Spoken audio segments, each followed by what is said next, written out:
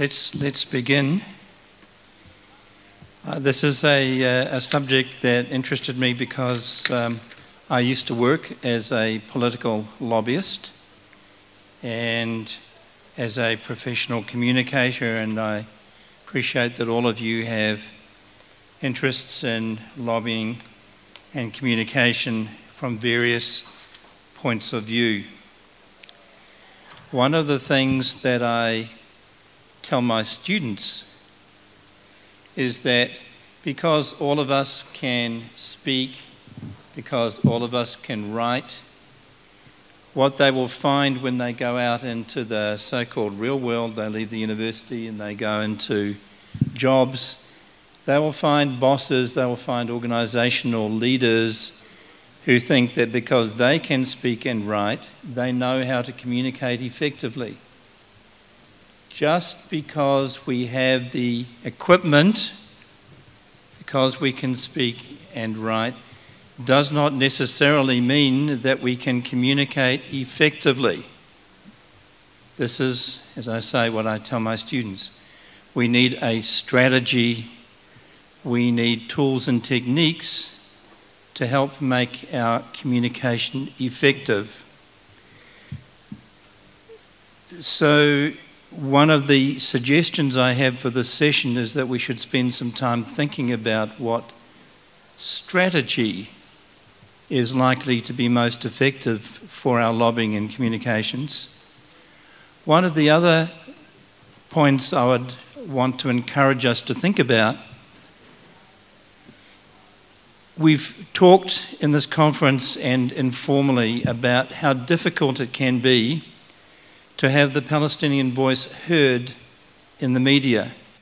It's almost a triumph, and it's a triumph not to be underestimated when we do actually get some coverage, pro-Palestinian coverage, or at least neutral coverage in the media. But my question is this: is simply raising awareness enough? My suggestion is that we think about what is the purpose of raising awareness through lobbying and advocacy, through generating media coverage. What do we want people who have become aware of what is happening here, people who maybe are developing some sympathy for the Palestinian cause, what do we want them to do? So, again, this is something I tell my students, that raising awareness is not enough. It's what you want to do with that awareness. I'm going to finish in a minute, but I've got three areas that I would like to suggest might help us in our discussion. When it comes to lobbying, and we're talking at this conference, of course, as we all know, is about setting in place an infrastructure, a network through which we can do various things, including lobbying, including communications. So what specific steps, and I would want to encourage us to be as focused and specific as possible, could the network take, the members of the network take, to strengthen and equip the chapters of the network around the world to undertake effective lobbying? What specific steps can the network take to strengthen and equip the chapters around the world to undertake effective media relations? And what process can we or should we follow as a network to develop a consistent platform for messaging about Palestine? It's one thing to have messages going out into the media. My experience in the research would also show that if you're to make an impact over time, you need to have just a few messages that are used over and over again.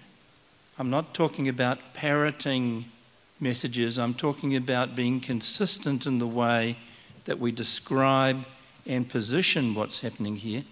What process should we follow to develop this consistent messaging? In Australia, we've been talking about a technique called message mapping, which looks at what are the key messages, and you have no more than 3 that hang off underneath an overarching message. The one that we were looking at in Australia, says Palestinians are people just like us, but they need a break, which they're not getting right now. And you have some key messages, 3 key messages, and you support those with facts. That's just one technique. You may well be able to suggest and propose others. So with those suggestions, I'd like to invite people to offer their thoughts on how we can take specific steps to put in place effective lobbying, effective media relations, effective message development through the network that we're in the process of establishing. Please. That was said eloquently. I'm just going to add a couple of points to this, because as you know, everything is about perception. And when we hear everyone speaking here about the image of the Palestinian abroad or the image of the Arab abroad, it's very, very tarnished. And we have to question this. Why is this happening? My colleague here spoke about the messaging, which either we're not doing a great job in the message itself or the frequency or in the method. Also, when we are going to go out and establish a network, we have to answer to the question of who is going to deliver that message and what qualification, what training. And this is maybe self-critical. We as a society love attention. We love the microphone, we love the camera, we love the podium, and we've exhibited this throughout the day yesterday. But when it comes in front of the Western media, and I'm a news producer, and I send crews out there, and I know how the whole concept of news production, what the Western media is looking for when they interview people. Just think about it this way. When there is a coverage about the Palestinian-Israeli conflict or the Arab-Israeli conflict, the entire story on television, I'm not talking about the print media, the print media, you have a long article, 800 to 1,200 words, etc. But we're talking about, on an average, 3 minutes. 3 minutes. This is the average on American TV that is dedicated, whether it's CNN, Fox News Network, etc. Something happens in Ramallah or something happens in Jerusalem.